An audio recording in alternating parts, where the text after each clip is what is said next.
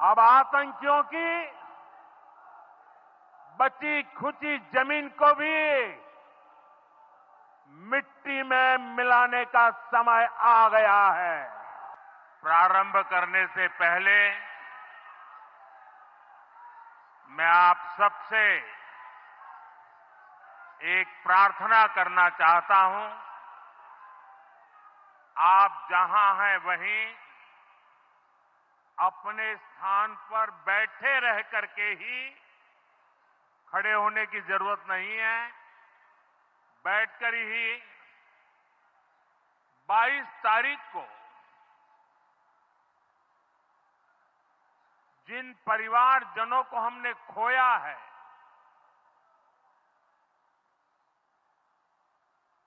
उनको श्रद्धांजलि देने के लिए कुछ पल हम अपने स्थान पर बैठ करके ही मौन रख करके अपने अपने आराध्य देव का स्मरण करते हुए उन सबको श्रद्धांजलि देंगे। उसके बाद मैं आज अपनी बात प्रारंभ करूंगा।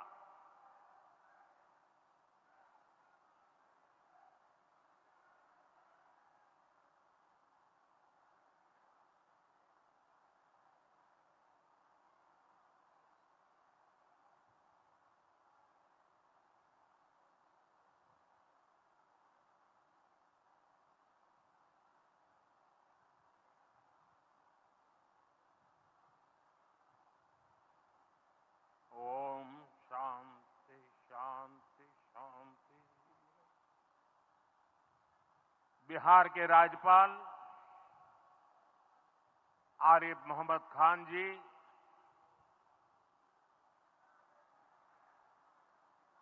यहां के लोकप्रिय मुख्यमंत्री मेरे मित्र श्रीमान नीतीश कुमार जी,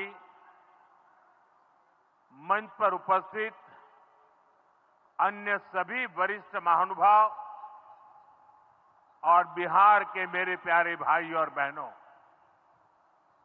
आज पंचायती राज दिवस के मौके पर पूरा देश मिथिला से जुड़ा है, बिहार से जुड़ा है। आज यहां देश के, बिहार के विकास से जुड़े हजारों करोड़ रुपए के प्रोजेक्ट का शिलान्यास और लोकार्पण हुआ है। बिजली, रेल, इंफ्रास्ट्रक्चर के इन विभिन्न कार्यों से बिहार में रोजगार के नए मौके बनेंगे। आज राष्ट्र कवि रामधारी सिंह दिनकर जी की पुण्यतिथि भी है। मैं उन्हें विनम्र श्रद्धांजलि अर्पित करता हूं। साथियों, बिहार वो धरती है जहां से पूज्य बापू ने सत्याग्रह के मंत्र का विस्तार किया था। पूज्य बापू का दृढ़ विश्वास था कि जब तक भारत के गांव मजबूत नहीं होंगे, तब तक भारत का तेज विकास नहीं हो पाएगा। देश में पंचायती राज की परिकल्पना के पीछे यही भावना है। बीते दशक में पंचायतों को सशक्त करने के लिए एक के बाद एक कदम उठाए गए। टेक्नोलॉजी के माध्यम से भी पंचायतों को मजबूत किया गया। बीते दशक में 2 लाख से ज्यादा ग्राम पंचायतों को इंटरनेट से जोड़ा गया है। 5.5 लाख से ज्यादा कॉमन सर्विस सेंटर्स गांवों में बने हैं। पंचायतों के डिजिटल होने बनने से एक और फायदा हुआ है। जीवन मृत्यु प्रमाण पत्र, भूमि धारण प्रमाण पत्र, ऐसे कई दस्तावेज आसानी से प्राप्त कर सकते हैं। आजादी के अनेक दशकों बाद जहां देश को संसद की नई इमारत मिली, वहीं देश में 30,000 नए पंचायत भवन भी बनाए गए। पंचायतों को पर्याप्त फंड मिले, ये भी सरकार की प्राथमिकता रही है। बीते 10 साल में 2 लाख करोड़ रुपए से ज्यादा का फंड पंचायतों को मिला है। ये सारा पैसा गांव के विकास में लगा है। साथियों, ग्राम पंचायतों की एक और बड़ी समस्या भूमि विवाद से जुड़ी रही है। कौन सी जमीन आबादी की है, कौन सी खेती की है, पंचायत की जमीन कौन सी है, सरकारी जमीन कौन सी है, और इन सारे विषयों पर अक्सर विवाद रहता था। इसके समाधान के लिए जमीनों का डिजिटलीकरण किया जा रहा है। जमीनों के रिकॉर्ड का डिजिटलीकरण से अनावश्यक विवादों को सुलझाने में मदद मिली है। साथियों, हमने देखा है कि पंचायतों ने कैसे सामाजिक भागीदारी को सशक्त किया। बिहार देश का पहला राज्य था जहां महिलाओं को इनमें 50% आरक्षण की सुविधा दी गई, और इसलिए मैं नीतीश जी का अभिनंदन करता हूं। आज बहुत बड़ी संख्या में गरीब, दलित, महादलित, पिछड़े, अति पिछड़े समाज की बहन बेटियां बिहार में जनप्रतिनिधि बनकर सेवाएं दे रही है, और यही सच्चा सामाजिक न्याय है। यही सच्ची सामाजिक भागीदारी है। लोकतंत्र ज्यादा से ज्यादा भागीदारी से ही समृद्ध होता है, सशक्त होता है। इसी सोच के साथ लोकसभा और विधानसभा में महिलाओं के लिए 33% आरक्षण का कानून भी बनाया गया है। इसका लाभ देश के हर राज्य की महिलाओं को होगा। हमारी बहन बेटियों को ज्यादा प्रतिनिधित्व मिलेगा। साथियों, देश में महिलाओं की आय बढ़ाने के लिए रोजगार, स्वरोजगार के नए अवसर बनाने के लिए सरकार मिशन मोड में काम कर रही है। बिहार में चल रहे जीविका दीदी इस कार्यक्रम से अनेक बहनों का जीवन बदला है। आज ही यहां बिहार की बहनों के स्वयं सहायता समूहों को करीब 1,000 करोड़ रुपए की मदद दी गई है। इससे बहनों के आर्थिक सशक्तिकरण को और बल मिलेगा। ये देश में 3 करोड़ लखपति दीदी बनाने के लक्ष्य की प्राप्ति में और सहयोगी बनेगा। साथियों, बीते दशक में ग्रामीण अर्थव्यवस्था को नई गति मिली है। गांवों में गरीबों के घर बने, सड़कें बनी, पक्के रास्ते बने हैं, गांवों में गैस कनेक्शन पहुंचे, पानी के कनेक्शन पहुंचे, शौचालय बने हैं।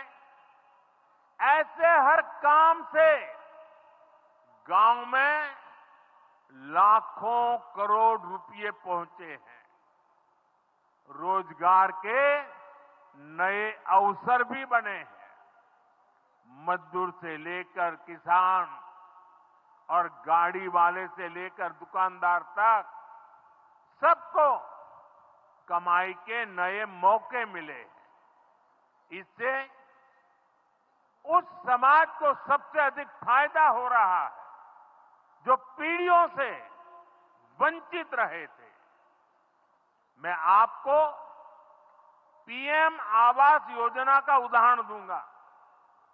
इस योजना का लक्ष्य है देश में कोई भी गरीब परिवार बेघर ना हो, सबके सिर पर पक्की छत हो।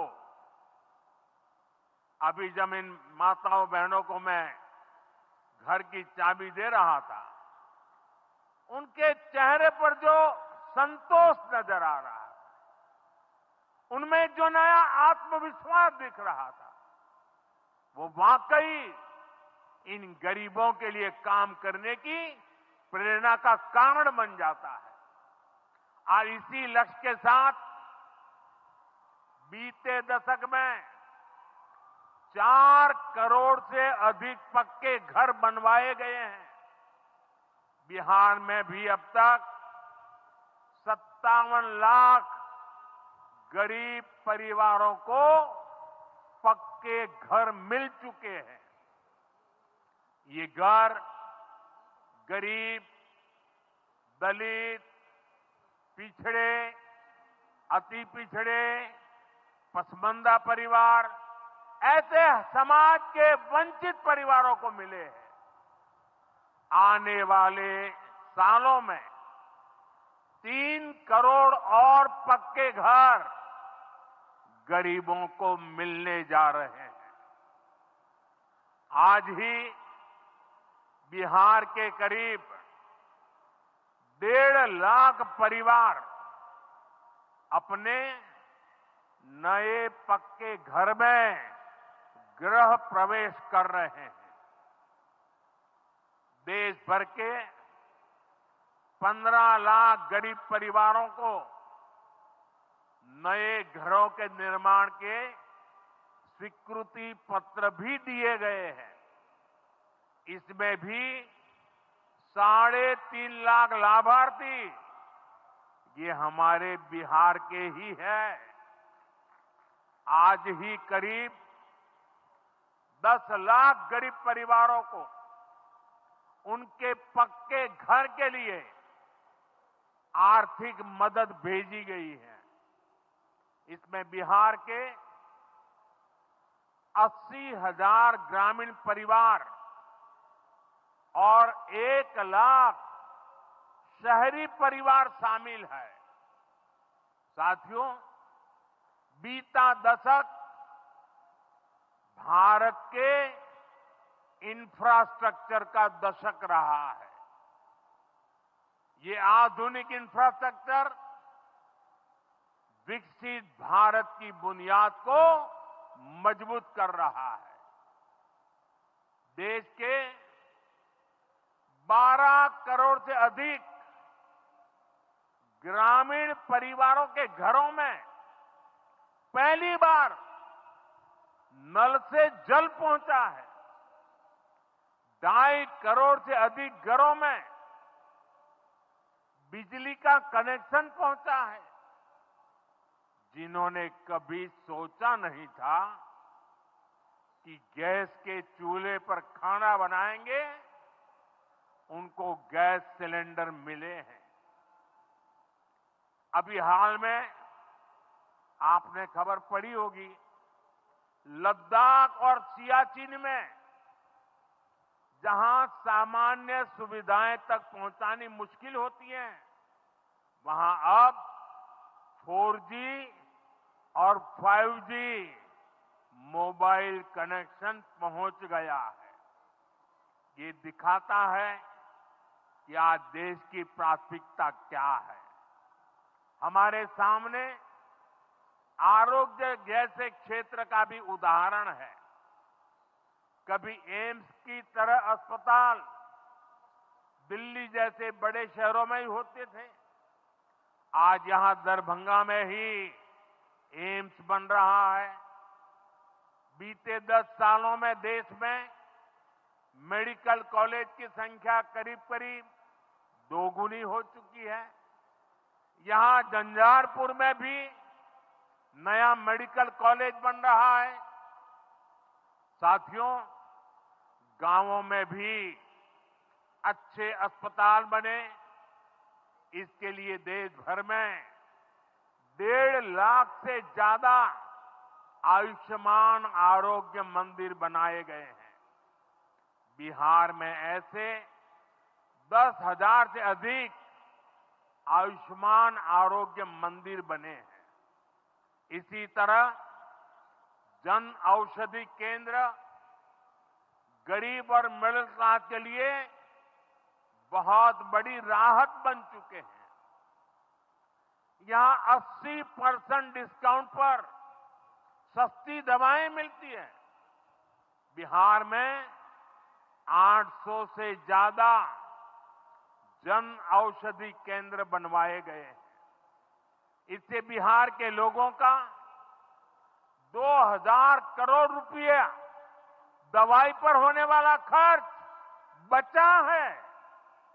आयुष्मान भारत योजना के तहत भी बिहार में लाखों परिवारों का मुफ्त इलाज हो चुका है। इससे इन परिवारों को हजारों करोड़ रुपयों की बचत हुई है। साथियों, आज भारत रेल, रोड, एयरपोर्ट जैसे इंफ्रास्ट्रक्चर से भी बहुत तेज गति से जुड़ रहा है। पटना में मेट्रो का काम चल रहा है। देश के 2 दर्जन से अधिक शहर मेट्रो सुविधा से जुड़े हैं। आज पटना से जयनगर के बीच नमो भारत रैपिड रेल की शुरुआत भी हुई है। इससे पटना से जयनगर के बीच का सफर बहुत कम समय में पूरा हो जाएगा। समस्तीपुर, दरभंगा, मधुबनी और बेगूसराय के लाखों लोगों को नमो भारत रैपिड रेल से मदद मिलेगी। साथियों, आज यहां अनेक नई रेलवे लाइनों का उद्घाटन और लोकार्पण हुआ है। सहरा से मुंबई तक आधुनिक अमृत भारत ट्रेन शुरू होने से हमारे श्रमिक परिवारों को बहुत सुविधा होगी। हमारी सरकार मधुबनी और झंझारपुर से ऐसे बिहार के दर्जनों रेलवे स्टेशनों को भी आधुनिक बना रही है। दरभंगा एयरपोर्ट से मिथिला की बिहार की एयर कनेक्टिविटी बेहतर हुई है। पटना एयरपोर्ट का भी विस्तार किया जा रहा है। विकास के इन कार्यों से बिहार में रोजगार के नए अवसर बन रहे हैं। साथियों, हमारे किसान ग्रामीण अर्थव्यवस्था की रीढ़ है। ये रीढ़ जितनी मजबूत होगी, गांव उतने ही मजबूत होंगे, देश उतना ही सशक्त होगा। हम सब जानते हैं, मिथिला का कोशी का एक क्षेत्र बाढ़ से बहुत परेशान रहा है। सरकार बिहार में बाढ़ के प्रकोप को कम करने के लिए 11,000 करोड़ रुपए खर्च करने वाली है। इससे बागमती, धार, बूढ़ी गंडक, कोसी पर बांध बनेंगे। इससे नहरों का निर्माण होगा, नदी के पानी से सिंचाई की व्यवस्था होगी और हर किसान के खेत तक पानी पहुंचाने का इंतजाम भी होगा। यानी अब बाढ़ की परेशानी भी कम होगी, खेतों तक पर्याप्त पानी भी पहुंचेगा। साथियों, मखाना आज देश और दुनिया के लिए सुपर फूड है, लेकिन मिथिला की तो ये संस्कृति का हिस्सा है। इसी संस्कृति को हम यहां की समृद्धि का भी सूत्र बना रहे हैं। हमने मखाने को जीआई टैग दिया है, यानी मखाना इसी धरती का उत्पाद है। इस पर अब आधिकारिक मोहर लग गई है। मखाना रिसर्च सेंटर को भी नेशनल स्टेटस दिया गया है। बजट में जिस मखाना बोर्ड की घोषणा की गई है, वो बनने से मखाना किसानों का भाग्य बदलने वाला है। बिहार का मखाना दुनिया भर के बाजारों तक सुपर फूड के रूप में पहुंचेगा। बिहार में national institute of food technology and management भी बनने वाला है। इससे यहां के नौजवानों को फूड प्रोसेसिंग से जुड़े छोटे उद्यम लगाने में और मदद मिलेगी। साथियों, खेती के साथ साथ मछली उत्पादन में भी बिहार निरंतर आगे बढ़ रहा है। हमारे मछुआरे साथी अब किसान क्रेडिट कार्ड की सुविधा का लाभ ले पा रहे हैं। इससे मछली के काम में जुटे अनेक परिवारों को लाभ हुआ है। पीएम मत्स्य संपदा योजना के तहत भी बिहार में सैकड़ों करोड़ रुपए के काम हुए हैं। साथियों,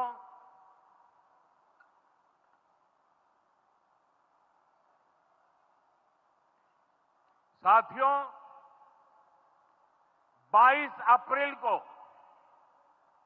जम्मू कश्मीर के पहलगाम में आतंकियों ने मासूम देशवासियों को जिस बेरहमी से मारा है, उससे पूरा देश व्यथित है। कोटि कोटि देशवासी दुखी हैं। सभी पीड़ित परिवारों के इस दुख में पूरा देश उनके साथ खड़ा है। जिन परिवारजनों का अभी इलाज चल रहा है,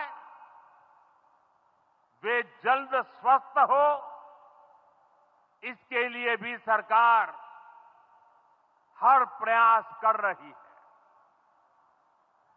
साथियों, इस आतंकी हमले में किसी ने अपना बेटा खोया, किसी ने अपना भाई खोया, किसी ने अपना जीवन साथी खोया है। उनमें से कोई बांग्ला बोलता था, कोई कन्नड़ा बोलता था, कोई मराठी था, कोई ओडिया था, कोई गुजराती था, कोई यहां बिहार का लाल था। आज उन सभी की मृत्यु पर करगिल से कन्याकुमारी तक हमारा दुख एक जैसा है, हमारा आक्रोश एक जैसा है। ये हमला सिर्फ निहत्थे पर्यटकों पर नहीं हुआ है, देश के दुश्मनों ने भारत की आत्मा पर हमला करने का दुस्साहस किया है। मैं बहुत स्पष्ट शब्दों में कहना चाहता हूं, जिन्होंने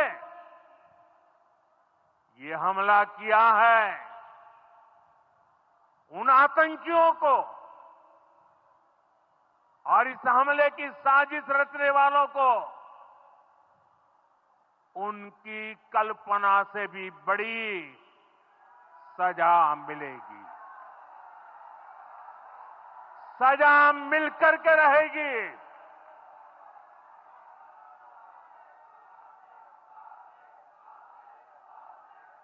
अब आतंकियों की बची खुची जमीन को भी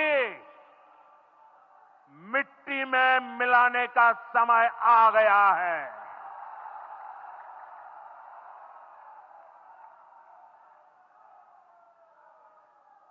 एक सौ चालीस करोड़ भारतीयों की इच्छा शक्ति अब आतंकी आकाओं की कमर तोड़ कर रहेगी।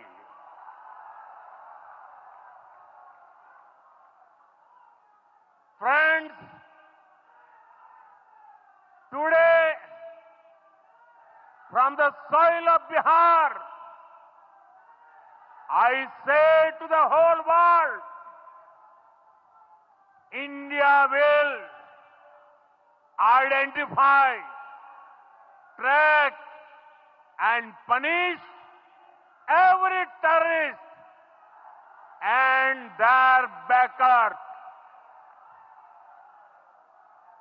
We will pursue them to the ends of the earth. India's spirit will never be broken by terrorism. Terrorism will not go unpunished. Every effort will be made to ensure that justice is done. The entire nation is firm in this resolve. Everyone who believes in humanity is with us. I thank the people of various countries and their leaders who have stood with us in these times. साथियों, शांति और सुरक्षा ये तेज विकास की सबसे जरूरी शर्त है। विकसित भारत के लिए विकसित बिहार जरूरी है। बिहार में विकास हो और विकास का लाभ यहां हर वर्ग, हर क्षेत्र तक पहुंचे, ये हम सभी का प्रयास है। पंचायती राज दिवस पर इस कार्यक्रम से जुड़ने के लिए मैं एक बार फिर आप सभी का आभार व्यक्त करता हूं। बहुत बहुत धन्यवाद। मेरे साथ बोले, भारत माता की, भारत माता की, भारत माता की।